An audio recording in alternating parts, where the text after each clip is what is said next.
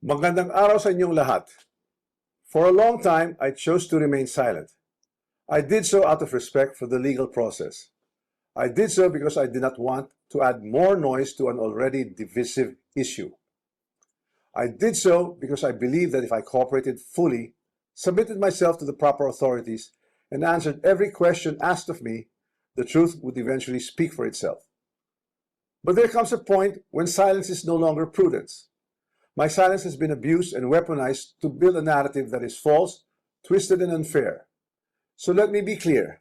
I will not keep quiet anymore. I will face this head on, and I will speak with facts because the truth deserves to be heard.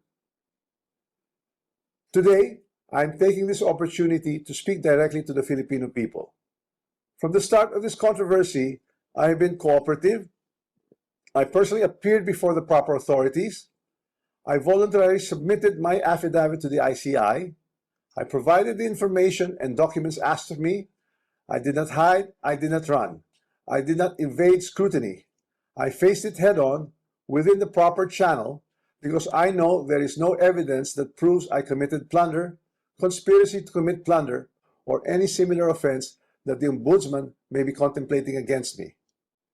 And because I have nothing to hide, I am today authorizing the immediate public release of the affidavit I submitted, together with all supporting information so that the Filipino people can judge for themselves who has been transparent and who is simply being politically targeted.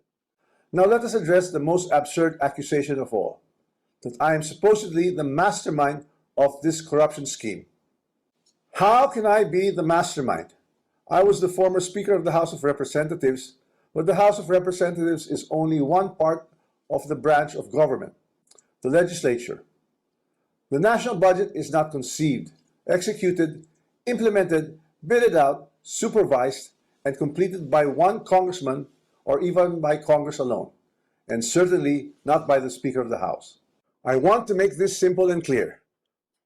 The national budget does not depend on just one person. The budget does not begin in the House. It begins in the executive. The agencies and departments prepare their proposals.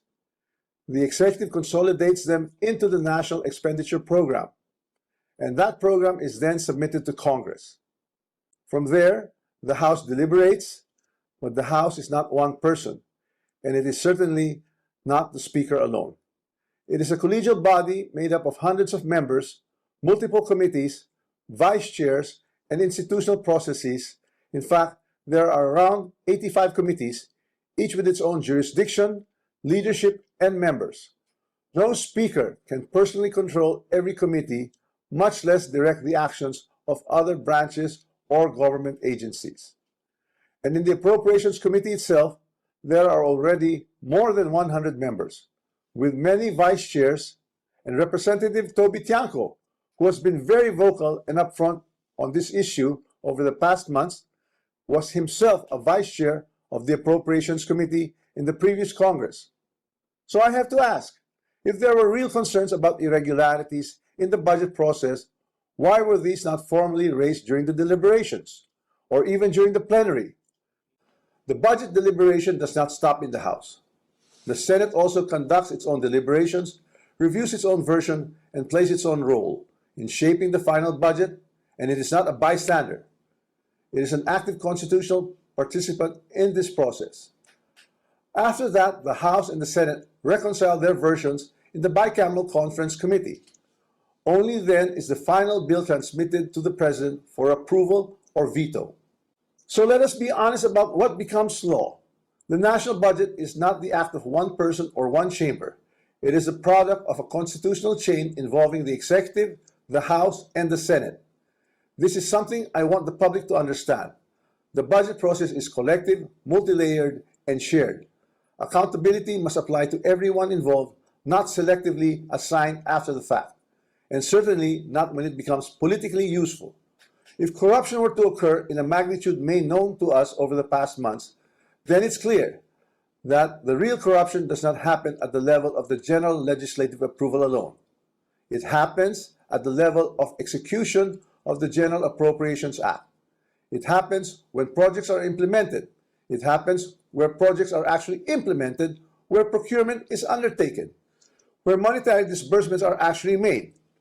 And it happens when substandard projects are passed off as legitimate or when ghost projects are made to appear real. That is why command responsibility is far more logically relevant in the executive branch, where there is actually supervision, operational control, and implementation on the ground, than in the collegial legislative body, where constitutional role is deliberation and appropriation. Congress does not build flood control projects. Congress does not conduct procurement. Congress does not inspect whether a project was actually completed.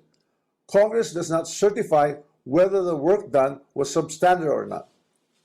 So if the allegation is that there was a systemic corruption in flood control implementation, then the public should ask the obvious question: where does implementation actually happen? Definitely not in the session hall of the House of Representatives. Here's the simplest way to test that theory that I am the mastermind of this scheme. If I were truly involved in a fraudulent scheme of this nature, then the first place one would expect to see that pattern would be in my own district, in the projects most easily associated with me. You would have seen it in Tacloban, but I say this with absolute certainty. You won't see it in my district. My district has 0 ghost and 0 substandard flood control projects. 0. And that is verifiable. To prove this point, I'm authorizing my staff to share and release to the public the list of all the projects in my district that the authorities may deem attributable to me. Let the public scrutinize and verify for themselves. As I already mentioned, corruption of this scale is not a one-man operation. It requires 2 things: budget decisions and implementation on the ground. With respect to how the budget was deliberated in Congress, let me say this categorically. I was not a part of the BICAM and the small committee budget deliberations. Yes, I was updated on the general outcomes of the deliberations, but I had no visibility with regard to the specific details of the discussions, including particular amendments or insertions approved during these closed-door deliberations. Records would show that I did not participate in those meetings, and I was not privy to what exactly transpired during the deliberations. However, 2 people were instrumental in making those budget decisions: Chis Escudero and Zaldico. And once the budget becomes law, the work of implementing flood control projects, or any project for that matter, is solely within the purview of the executive, including the DPWH, certainly not by legislators. I understand the anger of the public. The Filipino people have every right to be angry because stolen public funds are taxes derived from hard-earned money. I'm not asking the public to look away. I'm asking everyone to look where the evidence points, not where it is politically convenient or politically motivated. So I ask the Ombudsman and the public these questions. Who has been named in sworn testimonies and affidavits? Whose name actually appeared in credible accounts made under oath? If there are sworn accounts pointing to other personalities across the chain, whether in budget deliberations or in implementation, then those leads must be pursued with the same seriousness and the same urgency. Accountability cannot be selective. For months, I chose silence because I believe in our legal system and in the rule of law. But my silence is now being exploited with politically engineered and fabricated narratives. What's even more disturbing, and this is something that cannot be ignored, is that there are emerging indications that certain sectors are attempting to weaponize individuals, including Zaldico, to construct a narrative that serves their own interests. So when their legal processes is being used against me as a political demolition job, then I will have no choice but to defend myself, and I will defend myself fully. I will not allow myself to be turned into the scapegoat so that others who are actually accountable can walk away clean. If this is a political play to push me out and close the story, tarnishing my name and my reputation, then I'm telling everyone now, I will not go quietly and I will not go alone. I will not be the fall guy for other people's corruption. I have been in public life long enough, I have seen enough, I have heard enough. I know many things about this current administration and past administrations as well. And I say this carefully. If this matter is to be handled as a legal issue, then let it be handled legally, soberly, and according to evidence. But if certain people insist on waging this in the court of public opinion, then I will have no choice but to defend myself publicly as well. To the Ombudsman, I say this with full respect. If your office truly believes in justice, then follow the sworn statements, follow the records, and follow the evidence all the way. Do not stop where it is politically convenient. Do not settle for the easiest headline. Do not confuse public pressure with prosecutorial duty. What I ask of the Office of the Ombudsman is simple. Follow the rule of law and due process.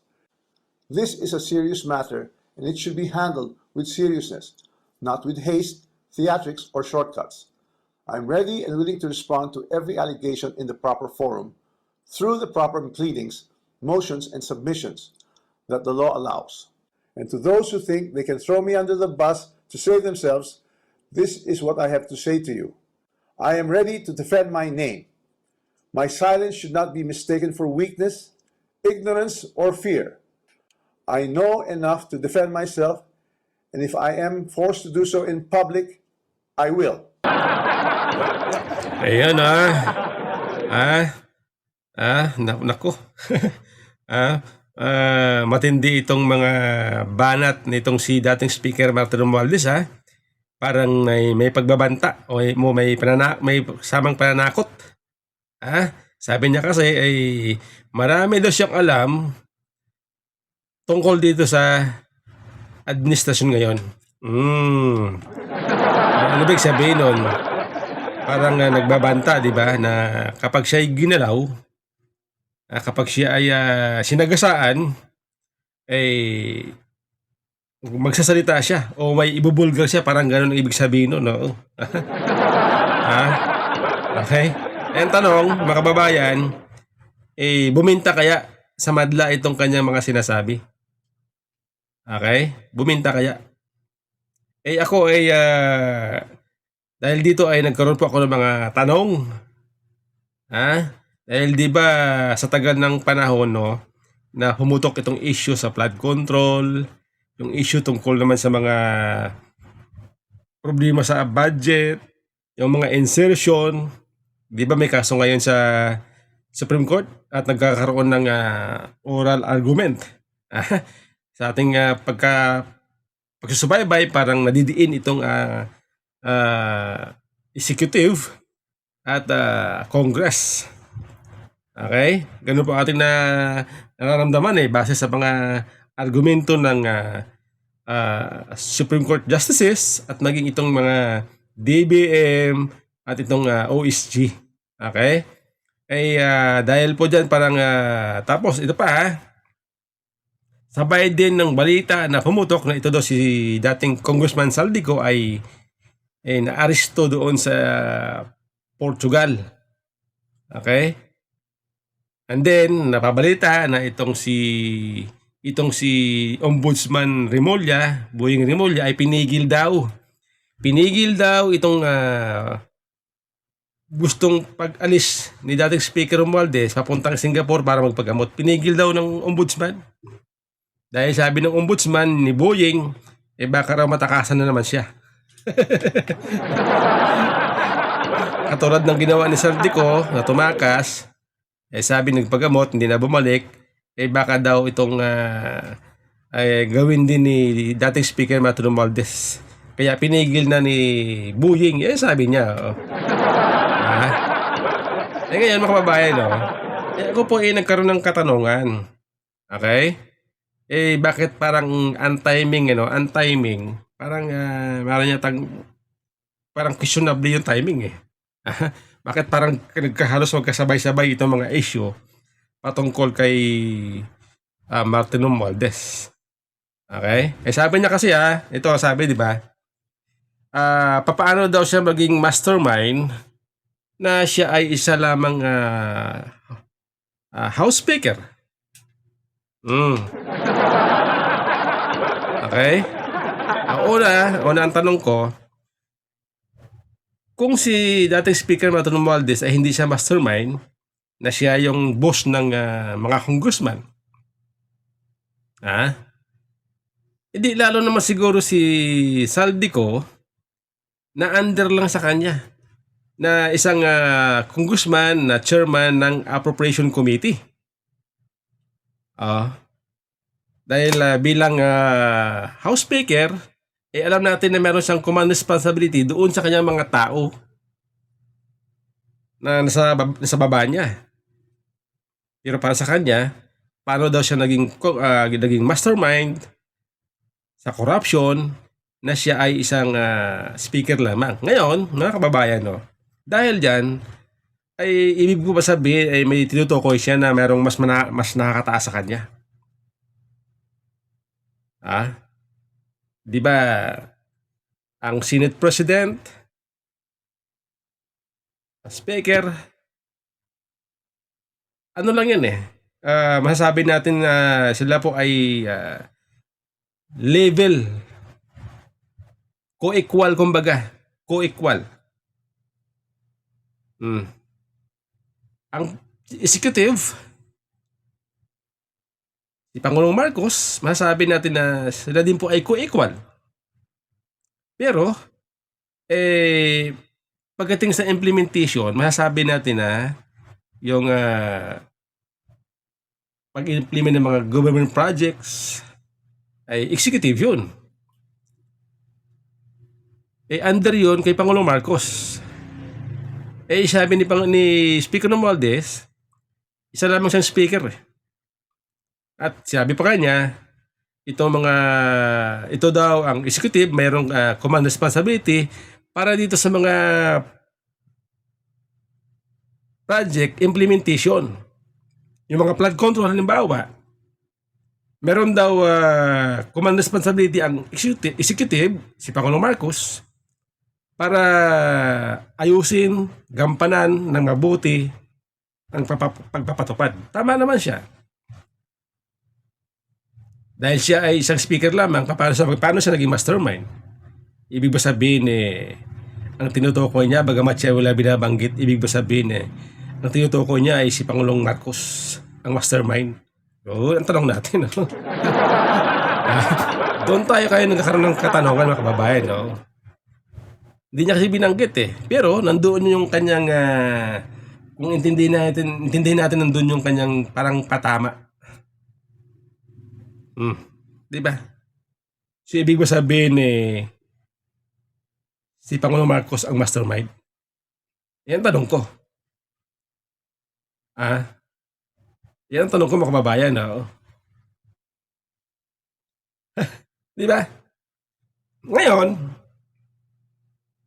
iniisip ko hindi kaya ito kasi yung timing hindi kaya ito, 'di ba, sabi kasi nung mga nakaraan sabi ng ombudsman, wala daw sila makitang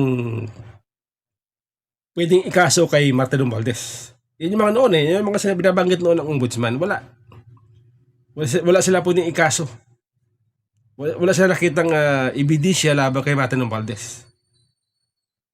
Ngayon, naiba po yung sinasabi ng ombudsman.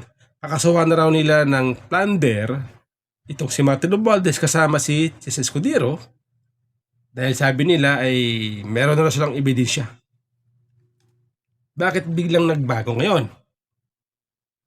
Nung una kasi, mga kababayan, yung sinasabi ng ombudsman na wala silang nakitang ebidensya laban kay Martin Romualdez, ayaw maniwala ng mga tao noon, ayaw maniwala ng taong bayan sa kanila. Dahil sa tingin ng taong bayan, si Martin Romualdez ay kasabwat. Kaya hindi buminta sa tao itong sinasabi ng ombudsman na wala silang nakitang ebidensya. Ngayon, dahil nga ayaw maniwala ng tao, patuloy na bumabagsak ang rating na Pangulong Marcos, hindi kaya ito ay biglang masasabi natin para tumaas ang tiwala ng tao kay Pangulong Marcos, hindi kaya ito ay masasabi natin na paraan lang na kunyari binabangga na si Martin Romualdez, ilalaglag na si Martin Romualdez, kakasuhan na. Hindi kaya, at ang gagawin, sampahan ng kaso, pero mahina ang ebidensya. Pagdating ng panahon, acquitted si Martin Romualdez. Hindi kaya ganun? Yan po ating tanong Dan po naghalo-halo ang ating katanungan kung bakit ganito ang nangyayari. Hindi kaya itong paglabas ni Martin Romualdez at pagsalita ng ombudsman, nakakasuhan na hindi kaya ito ay isa na lamang drama? Di kaya? Di ba? Kayo mga kababayan sa palagay nyo, ano kaya? Okay? Ako napapaisip ng husto Di ba? Kasi pinagtatagpi-tagpi natin yung mga pangyayari, yung mga sinasabi nila. At timing naman na sinasabi na si dating Congressman Saldico ay uuwi na. At pag umuwi, haharap sa investigasyon. Di ba? At baka ituro. Di ba dati sa mga video ni Saldico, tinuturo niya si Pangulong Marcos at si Speaker Romualdez na may nag-deliver daw ng pinag-deliveran niya ng milyon pera. Kaya sa ngayon mga kababayan hindi ko alam kung buminta ba ito sa tao, itong paglabas ni Martin Romualdez. Kung sakali totoo man na siya ay lalaban, sabi niya kasi hindi siya papayag na gawin siyang scapegoat. Okay? Hindi siya papayag na gawin siyang scapegoat. Tingnan natin, ano ba? Royal Rumble? Royal Rumble ba? Escudero, Martin Romualdez. Actually, hindi lang Royal Rumble ito tawag doon na Escudero,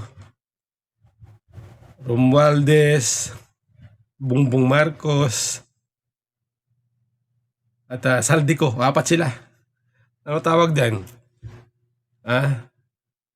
Hindi na siya Royal Rumble. Kung Royal Rumble,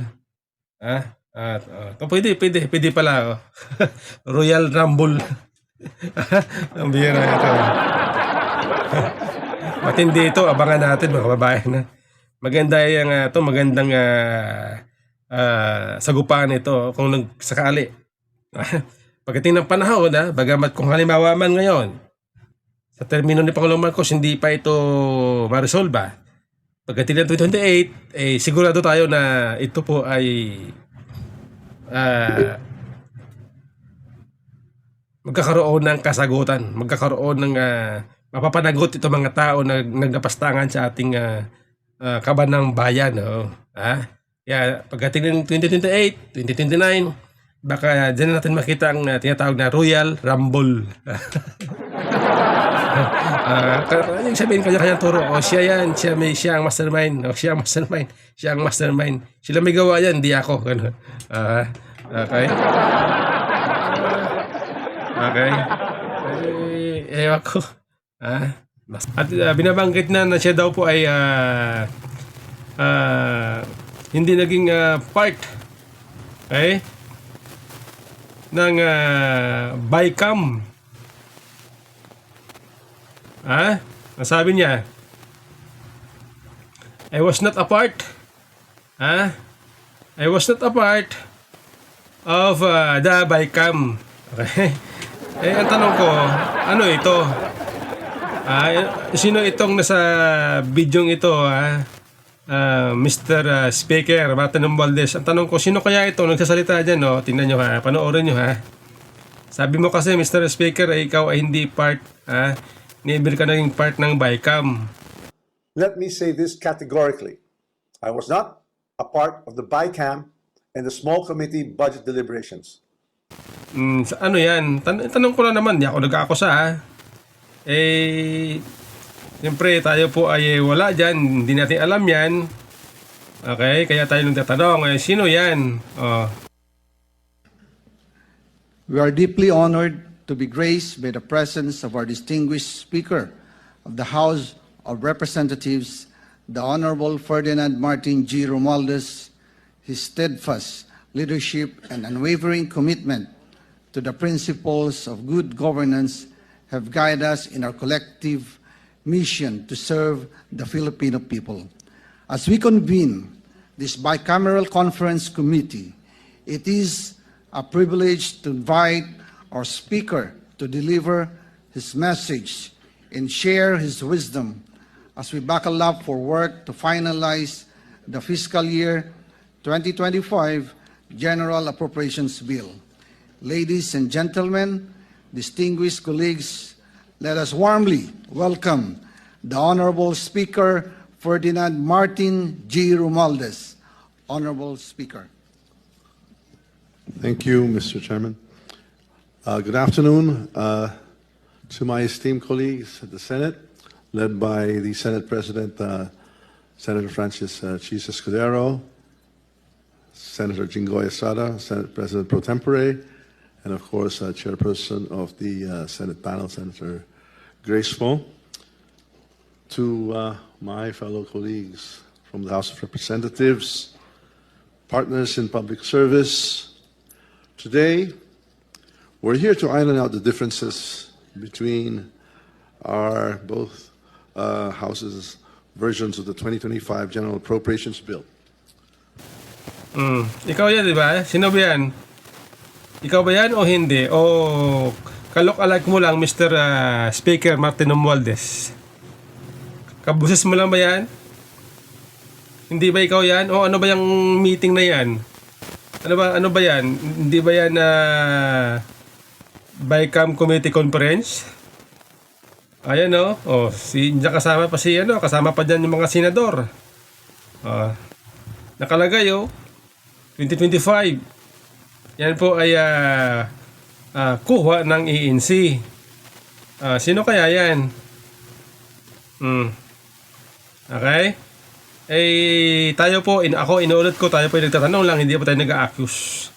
Kasi nga, dahil nga sa sinabi ninyo, dahil kayo lumabas, sinasabi ninyo, ako po ay nagkaroon ng maraming katanungan.